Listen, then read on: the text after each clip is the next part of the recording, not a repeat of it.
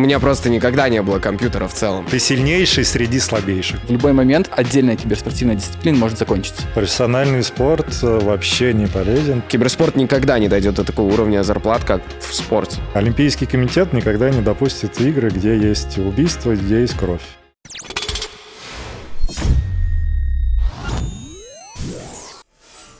Всем доброго времени суток, с вами, как обычно, а может и не как обычно, ваши любимые ведущие Артем, Милана. Я думала сказать Артем Джентльмен. Милана Маланка. Да. Ребятки, у нас сегодня подкаст. Давайте представим вам наших гостей. Сегодня у нас Антон Саяпин.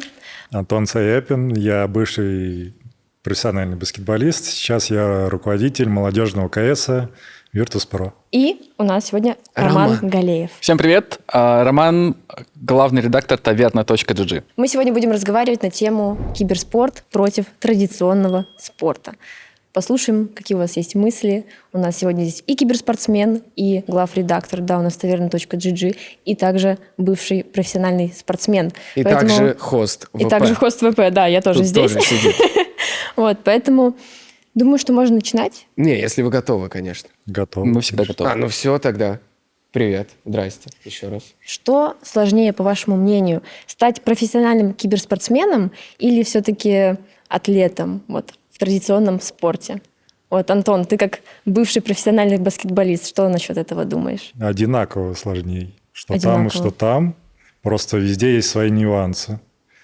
Как для команды, сложнее, конечно, в киберспорте. Найти игрока, который будет за тебя играть. И который будет тебе выигрывать. Как бы меньше инструментов, у тебя нет такого пула игроков, из которых ты можешь выбирать, потому что тебе нужно найти сразу талантливого игрока, который будет уже показывать результаты. А в спорте, там путь гораздо дольше. Получается, там с 5-6 лет люди начинают ходить в спортшколу. И уже у команды профессиональной есть уже какое-то представление, кого набирать. Потому что они уже видят там молодежные команды, турниры молодежные. И я правильно понимаю, что ты тоже с 5-6 лет, да, именно пришел в Я баскетбол? пришел гораздо позже. Я пришел, получается, в 11 лет. То есть уже люди занимались там по 5-6 лет. Очень важно разграничить виды спорта, потому что он бывает очень разным по доступности. Ну, да. Потому что если мы говорим про легкую атлетику или там про футбол, там, в принципе, очень низкие требования к экипировке, в принципе, большая массовость, и это недорого. Если мы говорим про какой-нибудь бобслей, про керлинг, про... Такие более узконаправленные Да, профили. про более узконаправленные. Там даже про хоккей, даже мы возьмем хоккей. В конце концов, хоккейная экипировка, особенно для ребенка, который каждый год из нее вырастает, это дорого. Для того, чтобы стать киберспортсменом, тебе нужен средней руки компьютер или мобильный телефон. Или мобильный, да, вообще очень И, доступно. в принципе, это в каком-то смысле экономнее, чем даже футбол, в котором тоже, если ты ребенок, ты постоянно вырастаешь из вещей, тебе постоянно ломаются бутсы, да. нужно покупать новые, да, и так далее, и тому подобное. Но тут еще нужно учитывать, конечно, конкуренцию, да, потому что в том же футболе, в том же баскетболе конкуренция огромная. В киберспорте как будто ее все еще меньше. Но она тоже большая. Ну, то есть, чтобы прям пробиться, это тоже нужно очень постараться, чтобы тебя заметили. Безусловно, в любом виде спорта, как и в любом виде киберспорта, есть конкуренция. И нет такого, что ты можешь прийти и просто объявить, что ты теперь лучший игрок без тренировок. Разумеется. Но все-таки сколько человек играет в футбол и баскетбол, и какой там проходит селективный отбор, и сколько человек играет даже в доту, даже в Counter-Strike. Это самые популярные у нас. В киберспорте еще, знаешь, есть такой момент удачи, потому что тоже где-то тебя заметили, где-то тебя выцепили. Я думаю, что в спорте точно так же, и я думаю, что тут... В спорте чуть-чуть полегче, потому что, как я сказал, люди приходят в спортшколу и занимаются там долгое количество времени. То есть они уже какой-то отбор проходят, потому что не все игроки, не все дети, которые попадают в спортшколу, выпускаются из нее и попадают в профессиональную команду. А здесь, вот сейчас я руковожу молодежным проектом, и получается, тут сложность в чем? То есть ты не можешь набрать 20 человек, чтобы они у тебя все играли, потому что нет замен. Ты должен составить какой-то пул игроков, там 5 человек команда. И ты должен уже их найти, которые уже показывают что-то. Ты же не будешь брать игрока, который только вчера научился играть. В спорте тебя учат азам, тебя учат там правильно ставить свое тело, правильно бегать, там правильно бросать мяч. А в киберспорте тебя же детей не учат там правильно держать мышку. Ну да. Позиционировать себя на кресле. Но сейчас же школы есть по киберспорту. Ну, есть, но Открывают. они не настолько массово. То есть, ну, сколько там выпускается в год? Ну, по сравнению со спортом, да. Да, то есть и в спорте, в классическом, ты занимаешься, типа, играешь именно по своему году. То есть там есть определенный год, ты до выпуска играешь только против своих ровесников. И бывают такие случаи, то, что ты в своем годе можешь выиграть чемпионат страны, чемпионат Европы, стать лучшим игроком мира, но если твой год просто слабее, ну, по каким-то обоюдным причинам слабее, чем предыдущий год, ты не попадешь в киберспорт, ну, не попадешь в профессиональную карьеру. Потому что, ну, окей, ты среди сровесников сильнейший, а в профессионалах ты уже как бы... Ты сильнейший среди слабейших, получается. Вот я занималась, например, танцами тоже профессионально, и у нас, ну да, результаты, конечно, проседали, когда вот из ювеналов переходишь в юниоры, потом во взрослые, поэтому, ну, конечно, еще и физическая подготовка. Да, а в киберспорте, получается, ты должен попасть и уже быть среднячком среди топов. Сильнейших, да. Рома, а ты очень вообще сложно. со спортом как-то связан или... Совершенно на зрительском уровне, на обывательском. В школе гонял мяч, разумеется, обожал настольный теннис. Много слежу за спортом, читаю про спорт, про разный, про футбол, баскетбол точно. Иногда там поглядываю в другие виды спорта на уровне каких-то основных событий. А любимый вообще вид спорта у тебя какой? Ну, я думаю, наверное, сейчас я назову футбол. Вот, наверное, как я Как назвал. база. Футбол, баскетбол, настольный теннис. Я думаю, так. Ты же у нас вроде тоже футболом Я занимался. занимался 4 года дзюдо, полгода боксом и очень много играл в футбол. Тоже занимался футболом и постоянно во дворе там играл с пацанами. И ты никогда не хотел именно на про-уровень вывести это? На про-уровень точно, наверное, не по боксу. На футбол я хотел. Ну, то есть я участвовал, у нас проходили какие-то турниры, да. Но потому что я был маленьким еще, я не задумывался о каком-то там высоком уровне. Ты когда играешь, тебе в первую очередь просто нравится играть и заниматься этим. И ты особо не задумаешься. И как-то постепенно это к тебе приходит, все лучше и лучше. Ты начинаешь играть, куда-то тебя зовут, может быть, и ты идешь по вот этой карьерной лестнице.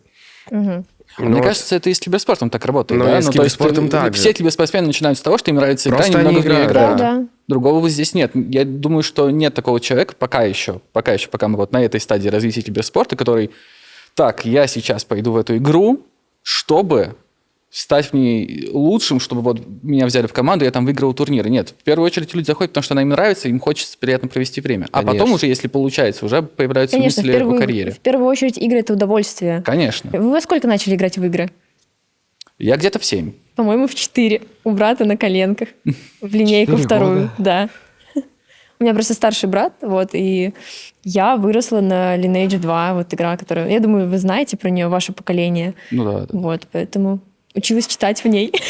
Когда у меня первый компьютер появился, и первые игры были еще в MS-DOS, вы, наверное, не знаете, что Мы это. даже не знаем, что это. Я знаю, что это такое. Вот, там были всякие башенки, карты. Грубо Ну, киберспорт говоря, лютый, короче, был. да. Но MS-DOS трудно представить, конечно, сейчас. Он Потом очень Norton непривычный. команда, Да. ну, то есть там было весело. У тебя первая игра была какая, в которую ты поиграл? Я даже, не знаю, змейка какая-нибудь. Не, ну Если именно помню. такая Ну, нормальная. Компьютерная. Серьезная. Серьезная, да. Ну, либо компьютерная, либо вот мобильная. тяжело вспомнить, я даже не знаю. FIFA, может быть, какая-нибудь на Ничего PlayStation. себе старт. Ну, у меня Эпок. просто никогда не было компьютера в целом. Был PlayStation только. Вот я скорее в такие игры играл. FIFA, там какой-нибудь Uncharted. Mortal что-то. Kombat, я думаю, какой-нибудь. Ну, а с кем мне играть в Mortal Kombat? Нет. С яишкой. Ну да, там же можно. Ну, это не то немножечко. У меня был как раз-таки еще старый ноут у моего дедушки. И я приходил к ним играть в этот ноут в CS 1.6. А как вы думаете, вообще можно сравнивать киберспорт и традиционный спорт? Или это принципиально разные сферы, которые, ну, в принципе, как будто бы сомнительно Для сравнивать меня их? это то же самое просто. Ну, по сути. Это спорт, там просто киберспорт. Здесь классический спорт. Ну, есть соревновательный как бы процесс. ты соревнуешься. Вот, Рома, ты как считаешь? Нет, понятное дело, что сравнивать можно и нужно, и, в принципе, параллелей можно найти более чем достаточно, и это точно, на мой взгляд, спорт, здесь вопросов нет, по крайней мере, для меня. Но просто есть своя специфика. Так же, как есть в некоторых отдельных видах спорта тоже есть много своей специфики. Это просто другая обертка в некотором смысле, да, то есть там у вас, здесь буткемп, там тренировочный сбор, здесь, я не знаю, здесь у вас лан-турнир, там у вас просто турнир. Разница в формулировках, на самом деле. Я думаю просто, что у людей возникает такой диссонанс, потому что все-таки спорт — это типа активность, там, спортсмены бегают, прыгают, там, пинают мячи, да, а киберспортсмены, они именно сидят. И вот я думаю, что у многих в головах спорт именно вот с таким ассоциируется. Но мне кажется, цель одна – это победа, командная победа там, или если ты один, это прийти именно к титулу. И это та же моральная нагрузка, то есть тяжело, просто ты понимаешь, какая у тебя большая конкуренция, и тебе нужно быть лучшим, и ты должен тренироваться что там и что там. Поэтому, для меня это одно и то же. Это же просто вопрос формулировки. Просто некоторые люди вкладывают в спорт обязательную составляющую физической активности. Эти же люди, скорее всего, говорят, что шахматы – это не спорт. Ну да, возможно, просто мы не придумали формулировки, которые бы объединили в себе киберспорт, шахматы и вот все эти виды соревновательных элементов, типов соревнований, которые не включают в себя физическую нагрузку. Возможно, мы когда-нибудь придем к этому слову. Возможно, оно нам и не понадобится. Возможно, нам хватит киберспорта и шахмат как отдельных явлений. Это просто вопрос формулировок. Я думаю, что люди, которые говорят, что киберспорт – это не спорт, при этом все равно, скорее всего, большинство из них, по крайней мере, поколение, которое уже играло в компьютерные игры, в основном, давайте так охарактеризуем. Мне кажется, спорт и есть то слово. Мне кажется, просто некоторые люди не совсем понимают, когда говорят «киберспорт», что ты там делаешь. Я играю за компьютером. Но вот человек там играл всю жизнь в «Героев 3», и он не может просто представить, как там, что там можно соревноваться. Поиграешь ты там онлайн как-то с другом.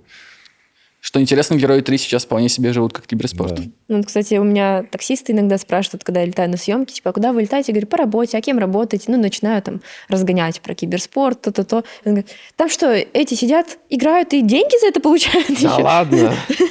Так у меня до сих пор там каждый второй родитель говорит, а что, за это будут деньги платить? Да, это что, серьезно? А как вы считаете вообще физическая нагрузка? Некоторые люди считают, что физической нагрузки в киберспорте как таковой нет. Именно потому, что ты, не прыгаешь, не бегаешь, да? Вот как вы считаете? Она есть.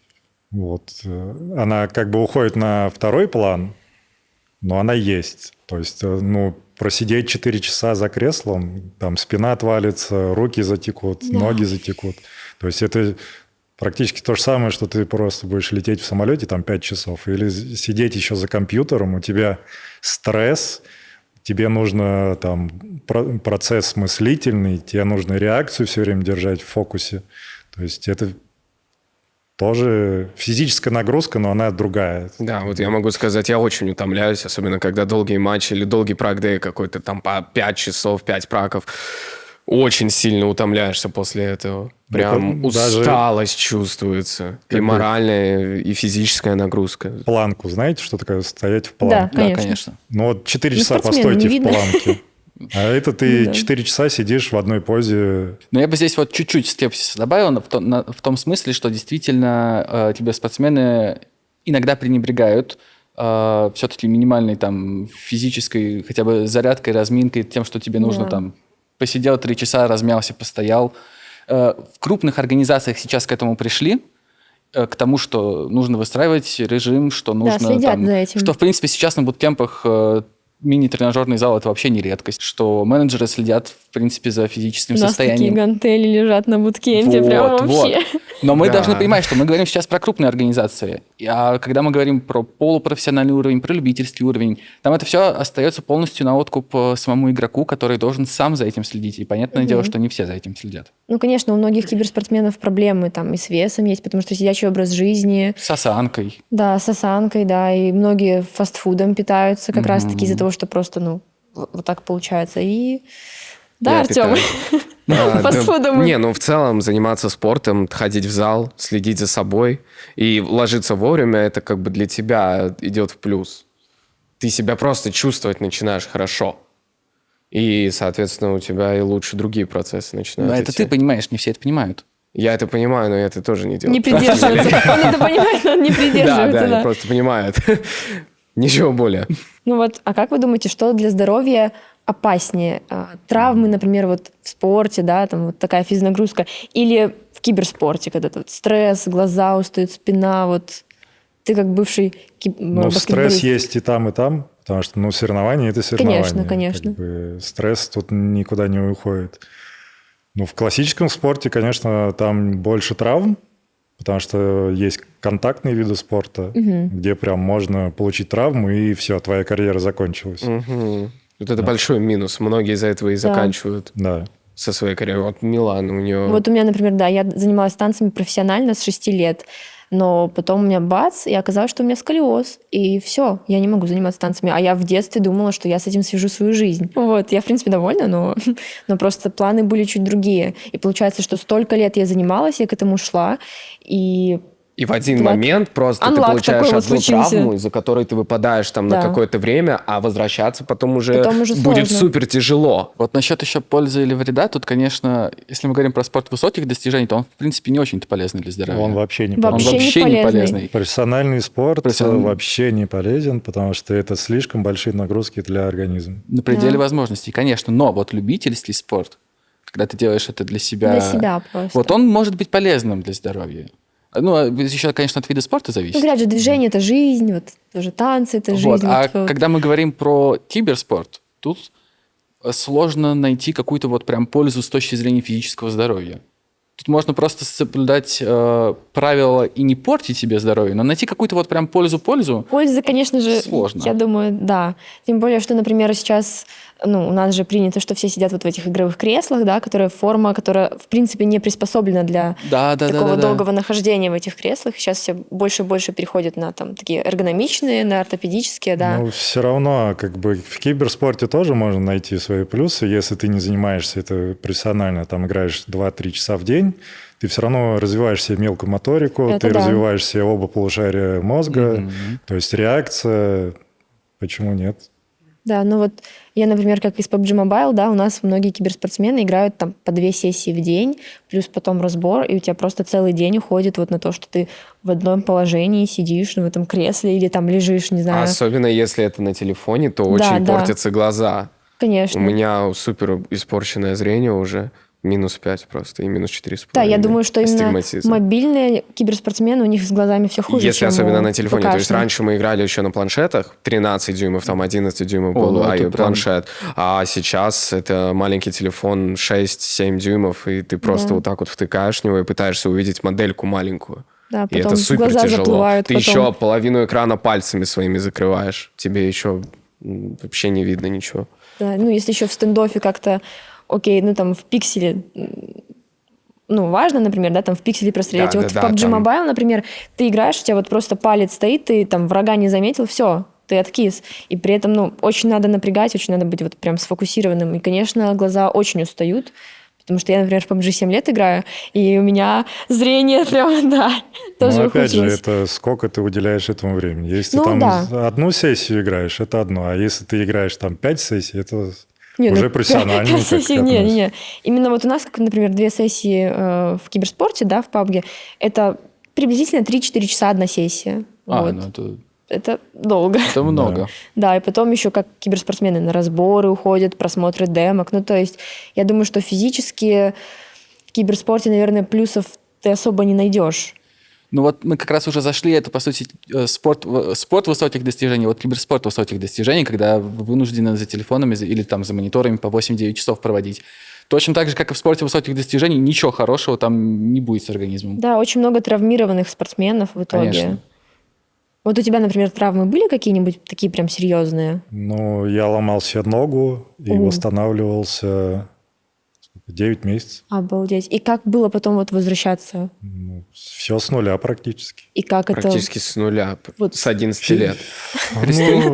Опыт у тебя уже не убрать, а именно физическое вернуться в физическую форму. Как И это еще было психологическую. Да, вот психологически. Вот я хотела спросить про моральную составляющую, когда ты понимаешь, что ты настолько выпадаешь из спорта, и тебе сейчас нужно вернуться, но у тебя же там как бы твои соперники тоже на месте не стоят, они же развиваются, тренируются, и ты такой они все большой... это время прогрессировали Да, а и ты, сохраняли свою форму. Вот морально, что ты чувствовал, когда вот возвращался после такой паузы? Когда ты, типа, врач говорит, все, ты можешь все заниматься 100%, ты вроде как послушал, выходишь, но подсознательно ты все равно там как-то в контакт меньше идешь, там меньше Боишься нагрузку немного. на себя пытаешься навешать, потому что не хочешь опять усугубить или там повторить эту травму. То есть, это все подсознательно. Ну да. Пока ты не отключишь мозг и в какой-то момент ты не преодолеешь эту планку, ты все равно будешь как бы... А когда ты ее перешагиваешь, ты уже все... Еще одна травма все равно. Я вот иду там за победой. Вот если в спорте есть травма, в киберспорте есть другая вещь – патчи в игре. Или там... Патчи в игре? Да, Выйдет патч, и ты не приспособишься к этому? Многие сколько переходили с CS 1.6 до CS 2. Там что-то, какие-то... Вот. У них не получается играть, что ли, когда новый патч? ты привык к одному хитбоксу, там другой хитбокс. Но все же привыкают все одновременно. постепенно, нет. Когда ты 10 моментально. лет привык к тому, что у тебя, давайте на конкретном примере, в CS2 по-другому работает АВП. И когда ты привык 10 лет, ты играешь на снайперской позиции, у тебя он работает одним образом, а потом он работает другим образом, не все готовы, не у всех есть эта гибкость мозга перестроиться за тот промежуток времени, который тебе может позволить команда. Потому что полгода ты не показываешь результаты, команда думает, а не заменить ли тебя на того, кто уже приспособился. В киберспорте в целом может меняться сама игра, выходить много патчей, а спорт он не изменен, он всегда остается и всегда будет футбол, одинаковым. Да, ты взял Там мяч. нет В футболе патчи как-то давно не наблюдалось. Да, в шахматах давно патчи не наблюдалось как-то не уже. было. Причем Разрабы, есть же задумайтесь. еще не патчи, например, Overwatch. Сцены не было недавно, потому что разработчик сказал, а мы вам не разрешаем проводить лиги. Просто разработчик так решил. Так решил. Не хочет киберспорта в игре. Вот, кстати, мы говорили, что киберспорт и спорт, они ничем не отличаются. Это очень важный поинт. Он в том, что в любой момент отдельная киберспортивная дисциплина может закончиться. Конечно. Просто даже не на уровне того, что могут запретить проводить турниры, могут просто отключить сервера игры. Футбольный мяч никто не отнимет. Да. Уйдет FIFA, уйдет UEFA, уйдут все, кто проводит турниры, во дворе люди будут бегать в футбол гонять. Да. Но вот даже если про патчи говорить, я думаю, вы знаете, что ПК-шный PUBG играется от первого лица. Мобильный — это третье лицо. И у нас очень многие хотят, чтобы турниры тоже стали от первого лица, но в то же время все понимают, что половина киберспортсменов, она просто отвалится, потому что, все 7 лет с релиза играют от третьего лица. И если мы перейдем на первое, которое почти никто не юзает, но оно выглядит зрелищнее, оно интереснее, да, и в принципе, в ПК-шном PUBG такое отношение к третьему лицу, что это как...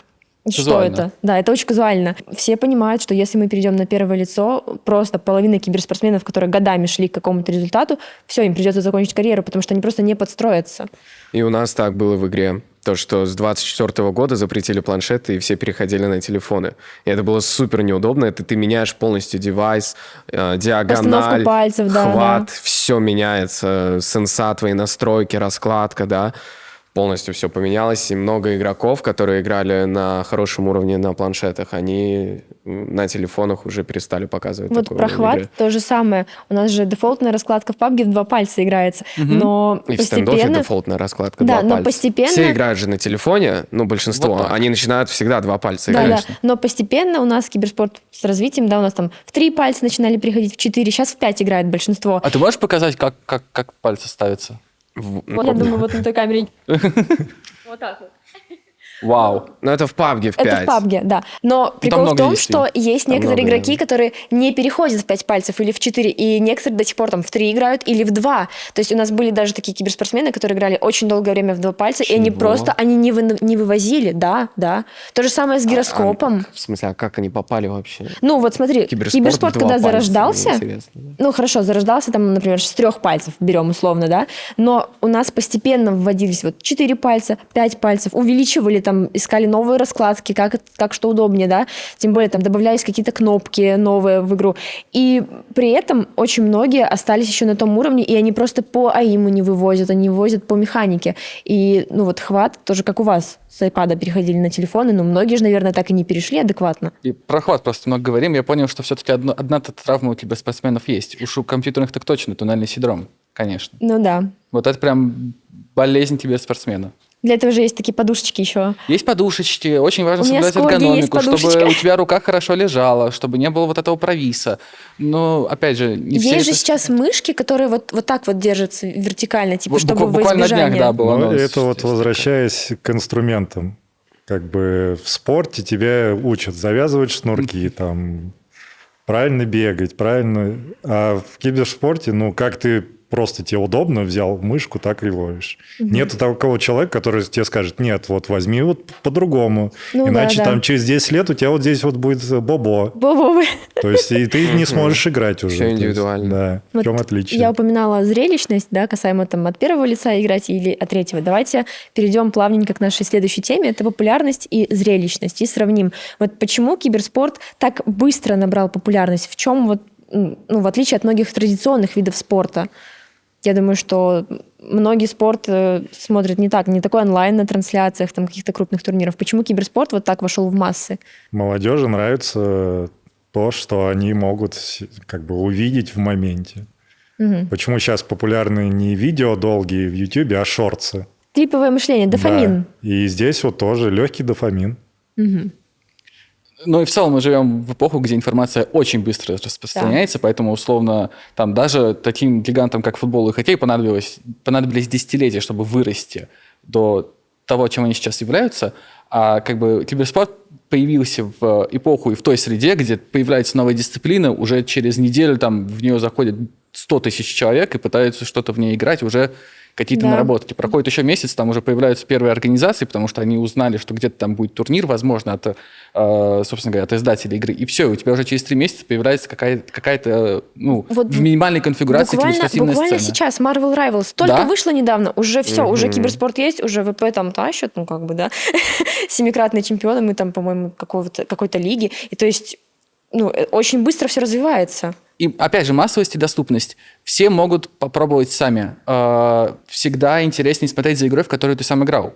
Конечно. И у тебя порог входа на то, чтобы это попробовать, минимальный. То же самое, как мы говорили про доступность спорта. Может быть, интересно наблюдать за керлингом, но когда ты его сам не пощупал, не потрогал, а ты не можешь его во многих местах нашей планеты просто физически, Да, у тебя да. нет такой возможности даже этого создать, просто это не так и завлекает. Поэтому так. Ну, киберспорт популярен, потому что сами игры популярны. Люди в них играют, а потом как-то узнают, что там есть киберспорт. И им хочется посмотреть, как профессионалы играют в эту игру. Поэтому, потому что популярны игры, поэтому популярен и киберспорт в этих играх. А вот как вы считаете, что зрелищнее? Финал чемпионата мира по футболу или там интернешнл по доте какой-нибудь, или там мажорчик по КСу? Смотря чего ты любитель. Ну, конечно, на вкус, на цвет все фломастеры разные, безусловно. Ну вот да, ну вот вы как считаете, вам как? Ну вот классический спорт, наверное, будет поинтересней. Да, я как бы сейчас, из-за того, что я и в КСе, я с удовольствием на таком же уровне буду смотреть и мажор. Особенно, когда там играет наша команда. А эмоции ты где больше получаешь? В КСе. О как. А у тебя, Ром? Это интересный вопрос. Я вот не уверен, что я получаю больше эмоций в киберспорте. Просто потому что я смотрю... Но, кстати, у меня есть ответ, почему так. Потому что я смотрю не так много спорта, как киберспорта. Киберспорт у меня встал на поток, и это часть моей работы смотреть его. А спорт я выбираю далеко не все события, и выбираю то, что мне действительно там любимая команда, когда играет, Ну да. какой-то там финал, тот же чемпионата мира. Это супер важные исторические события, которые сами по себе, по статусу подогревают в тебе интерес. Поэтому мне довольно сложно здесь ответить. У меня немножко профдеформация в этом плане. И еще, почему КС мне сейчас более как бы приятен, потому что опять вот шортс, там все очень так быстро происходит. Быстро, да. В баскетболе там или в футболе Ну, ты плюс-минус знаешь, что вот сейчас 10 минут они выйдут, там, начнут что-то бегать, там, привыкать друг к другу, там, и только в конце, может быть, там, что-то произойдет. А здесь вот реально каждый раунд ты не знаешь, что произойдет, а раунд всего 2 минуты. Ну, это если мы берем КС, если обращаться к тому же PUBG, ты тоже ждешь такой, пока они дополутаются, пока там то, пока сё, пока зона сойдется, и самое интересное... зависит от игры. Но да, опять же, с чем зависит от игры. сравнивать? Вот, например, баскетбол еще хорош хотя бы тем, что это игра с высокой результативностью. Там раз в 30 секунд у тебя какая атака, успешная, неуспешная, кстати, чаще успешная, по-моему. А в футболе ты можешь, ты вообще можешь 0-0 увидеть все 90 минут. И, кстати, в футболе уже думали о том, что а не пора ли нам сокращать длительность, потому что молодое поколение 1,5 часа перед экраном просто не сидит. Не выдерживаю, да. И медиалиги, они же сейчас не играют 2 по 45, они играют 2 по 30. Не только там российские, в целом в мире сейчас появился феномен медиалиг спортивных, и в том числе футбольные, они сокращают длительность. А вот на зрелищность влияет призовой фонд. Вот если, например, мы берем International по доте, да, то есть раньше какие призовые были там, сейчас они стали меньше. И, конечно же, онлайн, по-моему, тоже подупал. Ну, то есть я думаю, что это вот влияет на восприятие. Призовой фонд, я думаю, влияет.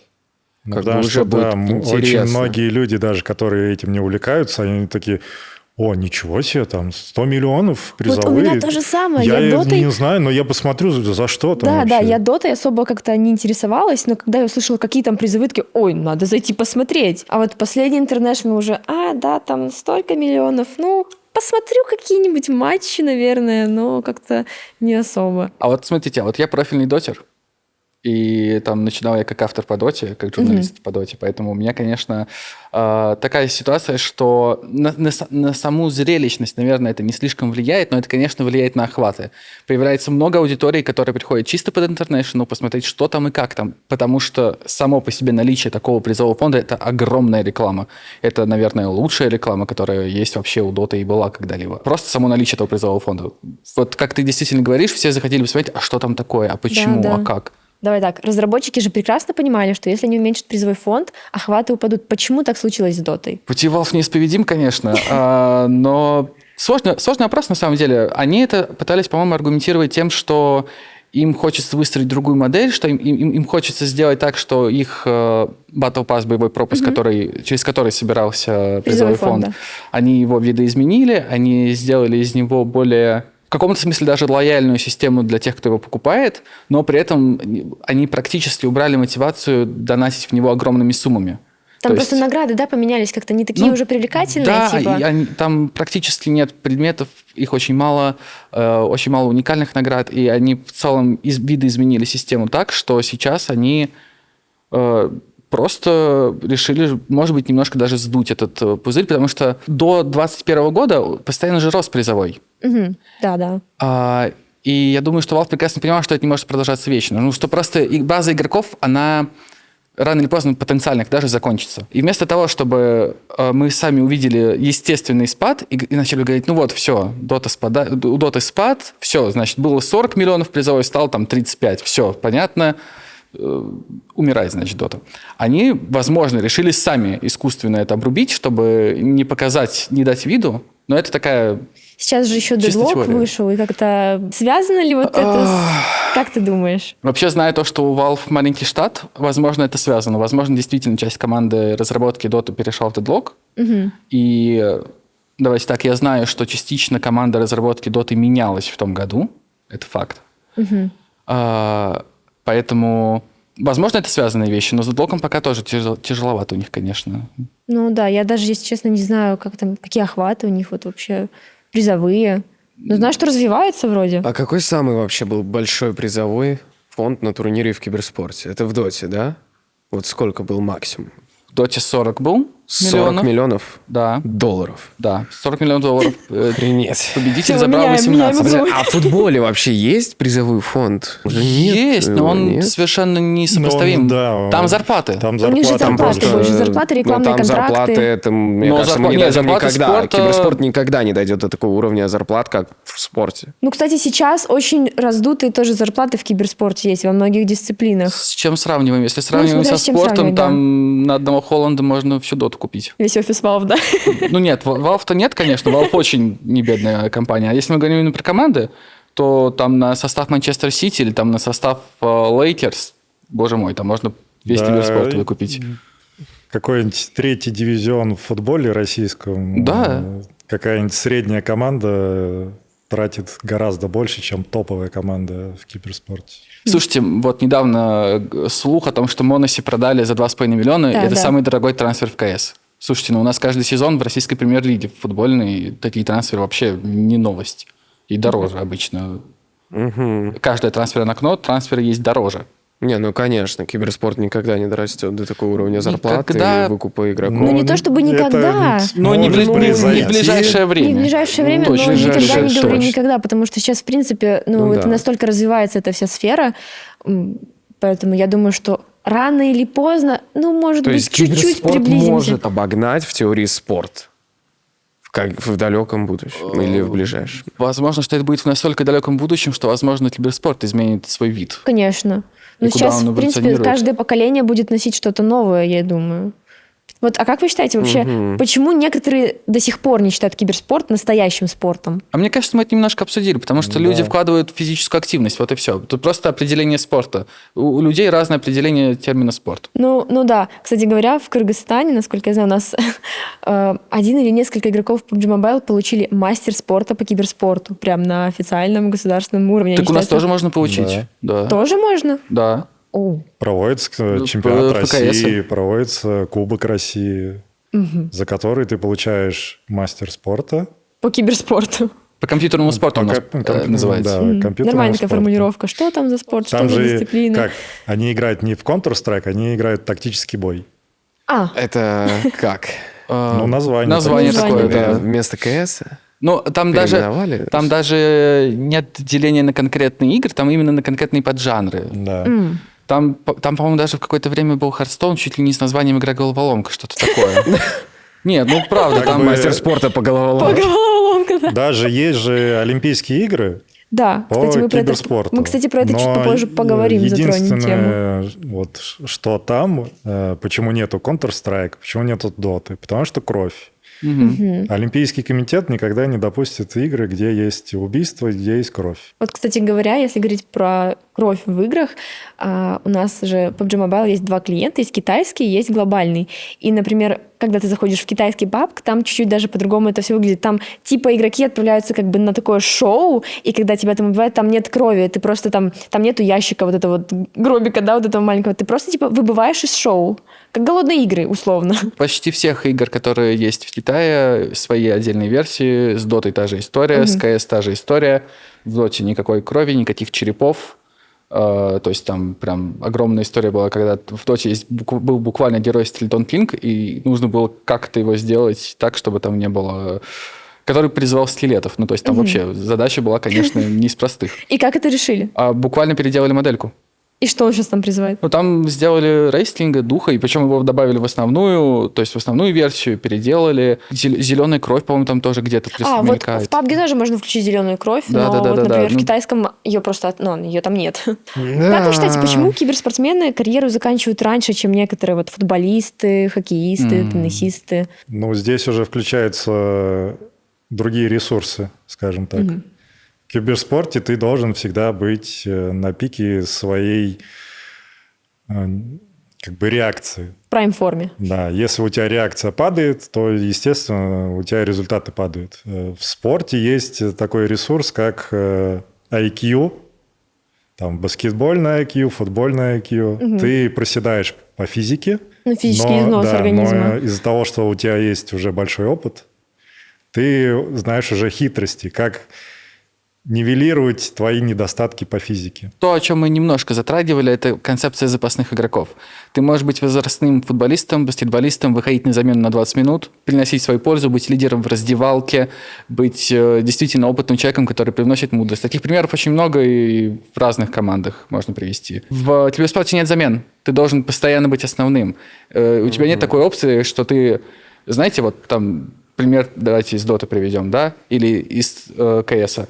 я умею играть только на одной карте, и давайте вот меня будут выпускать только на эту одну карту в рамках BO5 серии, а потом я буду отдыхать. Вот я свой прайм показал. 3 карты. Да.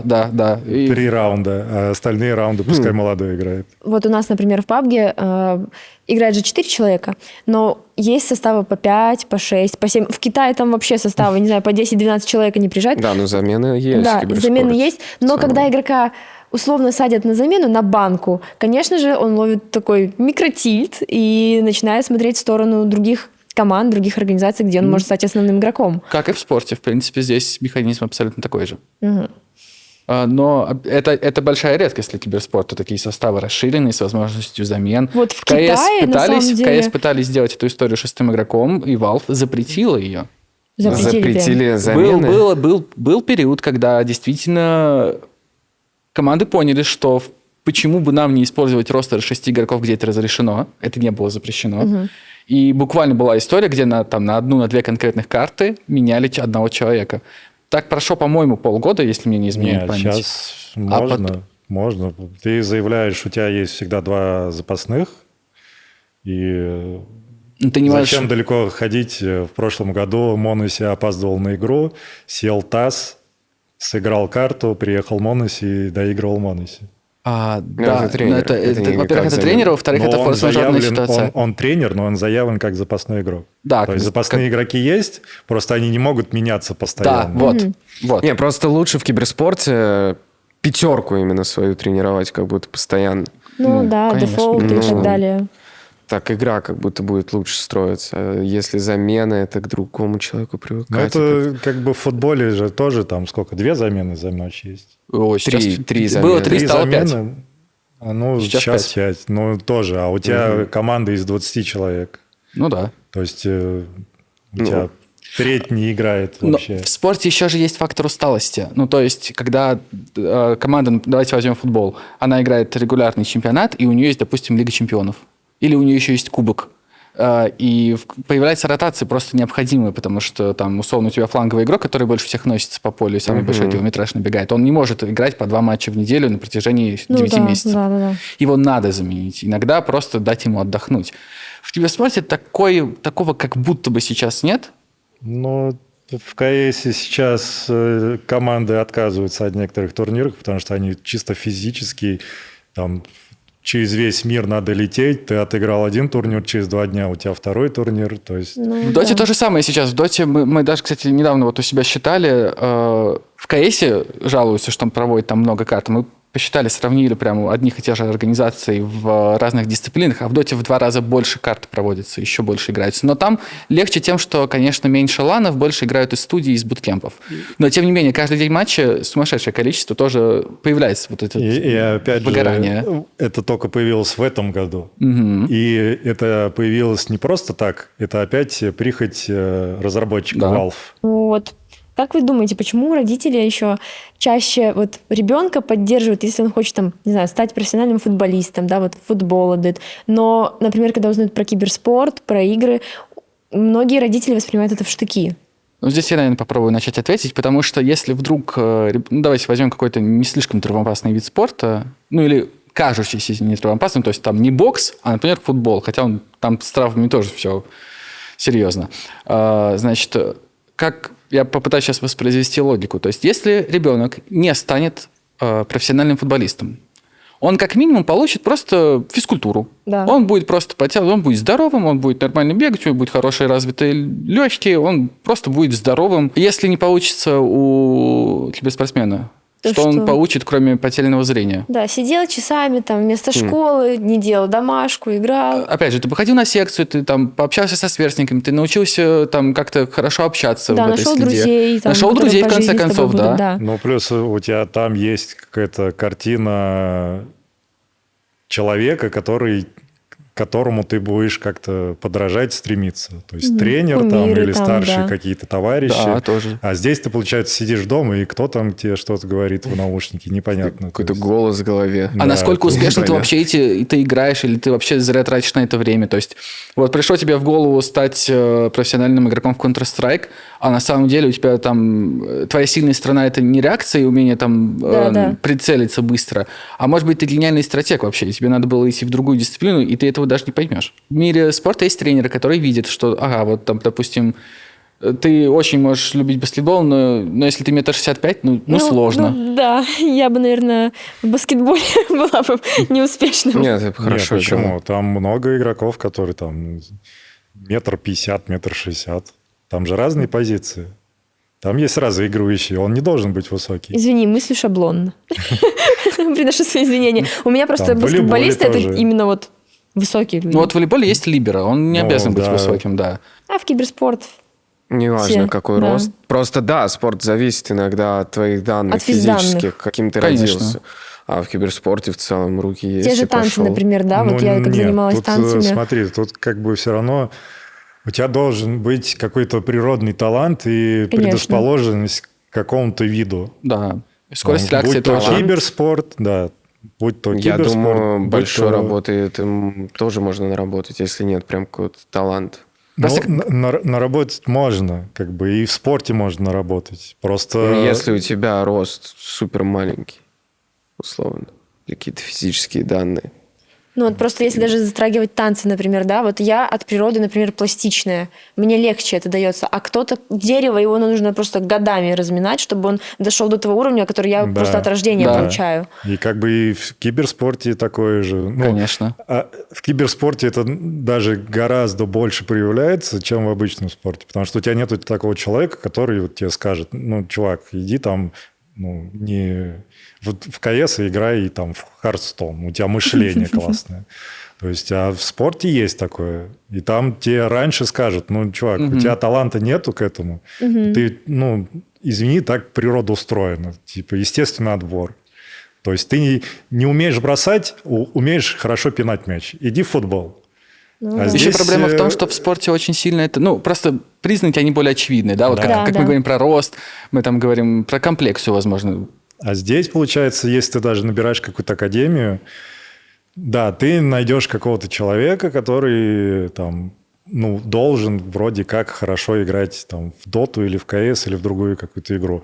Но ты, как бы это все равно, ты ищешь иголку в стога сена. В киберспорте тренер – это неблагодарная профессия, потому что ты не развиваешь игрока, там именно труд, а ты берешь уже талантливого игрока, тебе уже проще, и ты как бы развиваешь его уже какие-то природные, да. Потом тебе скажут, вот этот тренер, он его воспитал. Но по факту он его не воспитал, он развил его уже таланты, которые у него уже были заложены. А в классическом спорте очень много примеров, когда именно из человека, у которого нет таланта, но он своим трудом этого ребенка воспитал и передал его, свой опыт ему, и он вырос. Вот там уже, да, и там уже дают и мастер спорта как бы тренеру. То есть заслуженный тренер. В киберспорте нет заслуженного тренера. Конечно. Потому что ты не передаешь свой опыт, ты развиваешь талант, который уже есть у этого человека. Ну, вот что такое талант? То есть с ним как-то рождаются? Вот ты родился, у тебя изначально талант, ты по жизни будешь пинать хорошо мяч. Да. Ну, такое, да, такое есть. И тебе просто нужно чуть-чуть... Вот чуть-чуть здесь, развить. Да, чуть-чуть тебя подтолкнуть, ты рождаешься, и все. Вот, и думаешь, далеко ходить не Counter-Strike, надо. вот когда он выйдет, я буду хорошо стрелять, наверное, играть. Ну, далеко ходить не надо, донг. Но если мне будут говорить то, что ты там его тренер воспитал, но это как бы половина правды. Конечно. Это человек, который уже играл. Причем у него, насколько я помню, когда он попал в академию, у него изначально еще не очень даже хорошо пошло, но ему вот как бы дали время. Вот. Ну, потому что там все равно социализация, может, конечно, и там командный навык, именно командная игра, потому что когда мы говорим... стрелять он умел уже.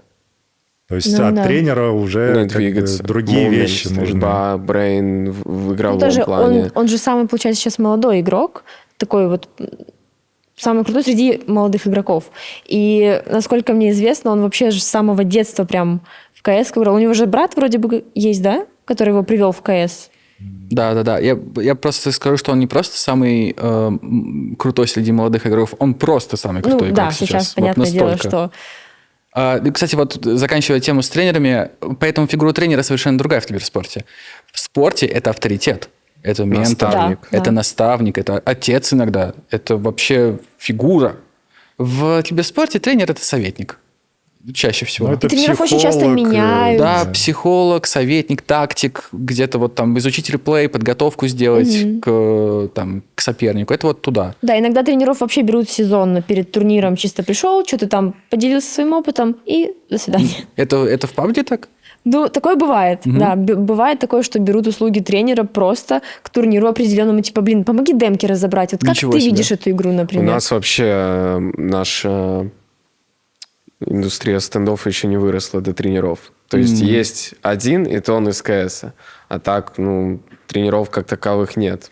У Но нас это, в опять PUBG... же, Дисциплина еще не выросла. проблема то, что нету школ. Как Да. бы нет школы Да. тренера. Где тренеру обучаться? Нет, потому что нет детских школ дисциплин.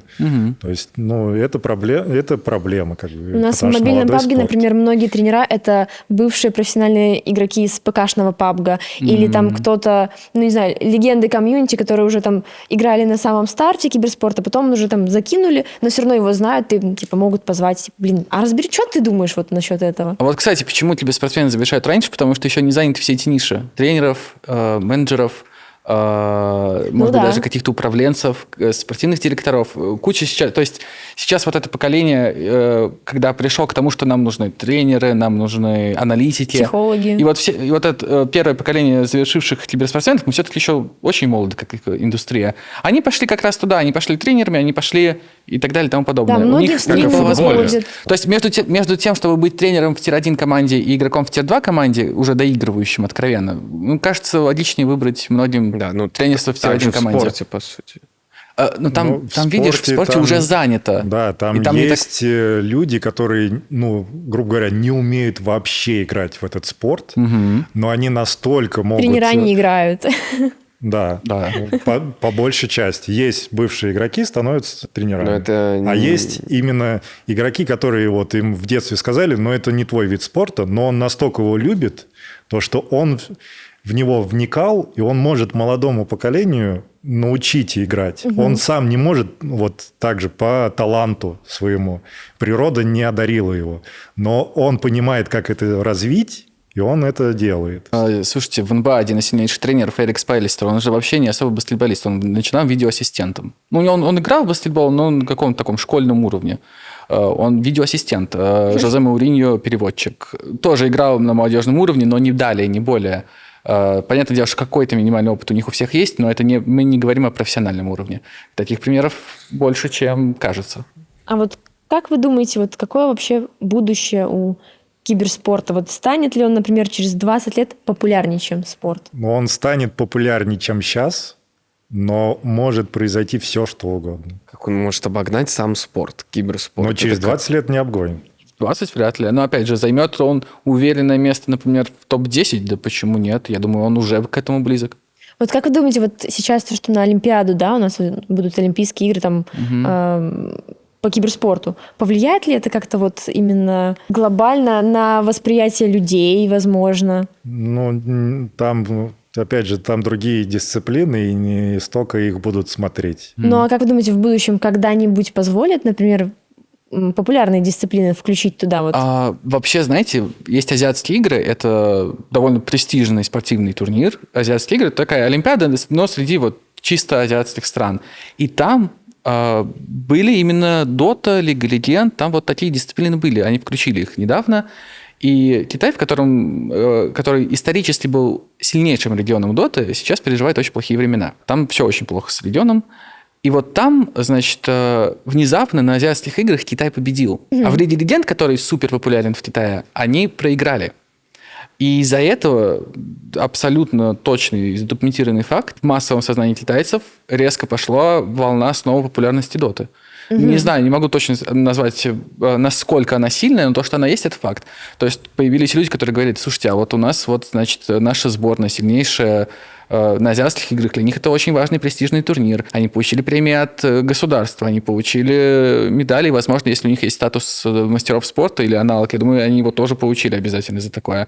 Значит, давайте как-то на это снова посмотрим. Появятся организации, будет больше внимания к этому со стороны спонсоров, не только тех, которые есть сейчас у нас на рынке, может быть, каких-то новых спонсоров.